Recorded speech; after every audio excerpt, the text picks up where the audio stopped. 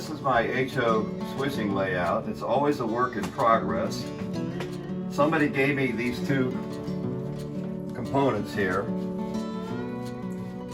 So I had to figure out how to make another one to join it at this end. And then at this end I had to put an extension. Because when you have a switching layout, you want a lead that goes into your passing track, your bypass track. Right here, down through here and back is the bypass track, and then there's the lead again. And right here we have a long industrial siding, and up here we have a second long industrial siding. The third siding is not wired up, it's just for show. Now, this car was a cheapo special that I picked up at a train show. And I converted it by putting, I've got the Athearn trucks with the Proto 2000 wheels and the KD couplers. And I weight these things with Pinewood Derby weights because I like my HO cars to be heavy. I don't like them to tremble and vibrate as they go around the track. And I don't use this layout much simply because it's not DCC. And therefore my controllers at this end and the switches are all manual, and since I can't follow the train around, I can't reach down and throw the switches. There are no blocks in this layout. It's only intended to run one train at a time. And of course I have a terrible time nowadays even getting HO trains on the track. I give up on that one. Let's see if it even runs. Here it is. And we reverse the engine, it's going the wrong way. And there we go.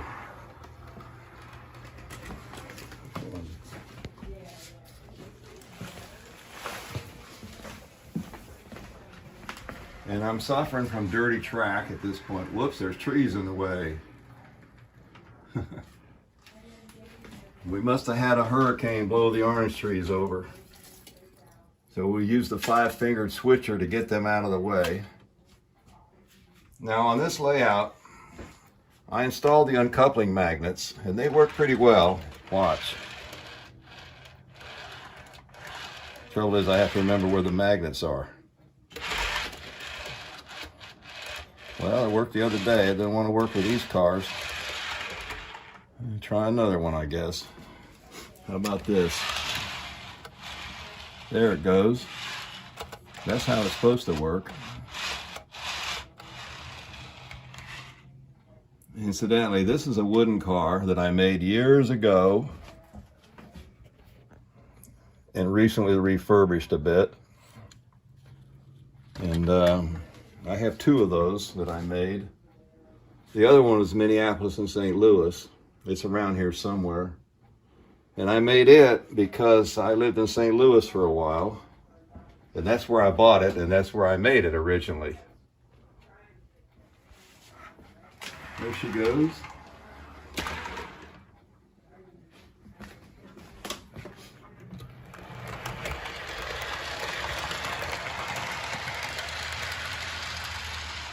So if you walk back and forth a lot and have lots of energy, you can do switching maneuvers with this little layout.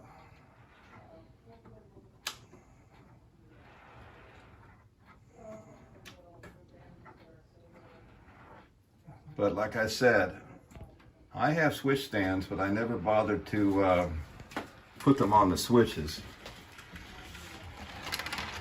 Something's off the rail up here. I don't know, one of those cars is off the track. We'll see what happens. Well, we managed to pick them up anyway. Before we close for the night, I want to show you one more thing. First, let me tell you that most of my buildings are cast-offs from other people. These two were custom-made buildings that somebody gave me, and I did a lot of touch-up work on them to make them look as good as they do now. But what I wanted to explain is that this coaling ramp dates back to the 50s by a company called Ulrich. And this is what their cars look like. I've had to put the Katy couplers on them. But when they hit this little prong right here, the bay's open and the coal dumps out.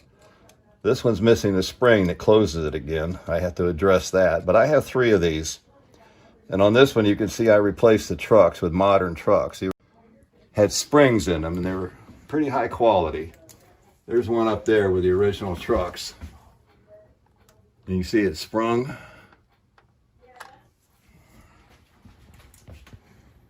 All right, folks. That concludes the demonstration of the switching layout for what it's worth. One last thing I want to show you while we're here is for pre-war American Flyer guys. This is what the pre-war uncoupler section looks like, and this is what the mail pickup section looks like. The mail operating thing is activated by this bar right here, and the bag hangs there. I have one of those cars, but I haven't even tested it yet, so that'll be a future project. Well, that's it for now, folks.